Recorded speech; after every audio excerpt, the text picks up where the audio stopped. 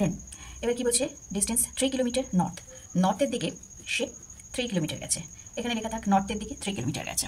আচ্ছা, দেন wax two his left, নর্থের দিকে থাকাকালীন সে লেফটে ওয়াক্স ফর 2 কিলোমিটার, নর্থের দিকে থেকে তার যদি মুখ থাকে লেফট কোন দিকে হবে, ওয়েস্টের দিকে, ওয়েস্টের দিকে কত গেছে 2 কিলোমিটার, ওয়েস্টে গেছে 2 কিলোমিটার।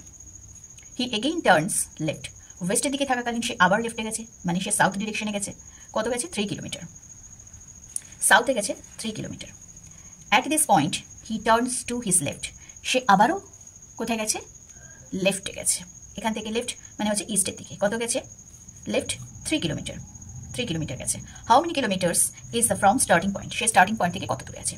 এবার একটা শর্টকাট দেখিয়ে দিই, সেটা হচ্ছে আমরা লেফট রাইট করে করে যে ডিরেকশনগুলো মোটামুটি পেলাম, সেটা হচ্ছে নর্থে 3 গেছে, ওয়েস্টে গেছে 2, সাউথে গেছে 3, আবার সে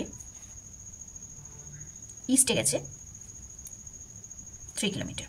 ওকে, এবারে যদি আমাদের এই ডিরেকশনগুলো দেওয়া থাকে তাহলে সবচেয়ে সুবিধা কী হবে, যদি সেম ডিরেকশন হয়, যদি সেম ডিরেকশন হয় তাহলে আমাদের কী করতে হবে, সেম ডিরেকশন হলে প্লাস করতে হবে, যা আমাদের এই ডিরেকশনের কিলোমিটারগুলো থাকবে সেগুলো প্লাস করে দিতে হবে, ডিরেকশনটা সেটাই থাকবে। আর যদি অপোজিট ডিরেকশন হয়, অপোজিট ডিরেকশন হলে মাইনাস হবে, আর মাইনাস হলে যেই ডিরেকশনের মাইনাস করার পর যে ডিরেকশনটা বড় থাকবে, বেশি থাকবে, সেই ডিরেকশনটা অ্যান্সার হবে। এখানে হচ্ছে সেম ডিরেকশন নেই, এটা অপোজিট ডিরেকশন আছে, নর্থের সাথে সাউথ, মাইনাস করলে পরে কাটাকাটি হয়ে যায়। এবার হচ্ছে ওয়েস্টে 2 ইস্টে 3, এবার তার মানে এই দুটো হচ্ছে কি অপোজিট ডিরেকশন আছে, মাইনাস করতে হবে, তাহলে কি থাকছে ইস্টের দিক থেকে 1 কিলোমিটার থাকছে, ইস্টে 1 কিলোমিটার। এবার যেটা বেশি থাকবে সেই কিলোমিটারটা হবে, এখানে মাইনাস করবার পর রেজাল্টে ইস্টের দিকে বেশি থাকছে, সুতরাং সে তার স্টার্টিং পয়েন্ট থেকে কোথায় আছে, সে ইস্টের দিক থেকে 1 কিলোমিটার, সে স্টার্টিং পয়েন্ট থেকে বেশি আছে। এটা হচ্ছে সবচেয়ে শর্টকাট মেথড।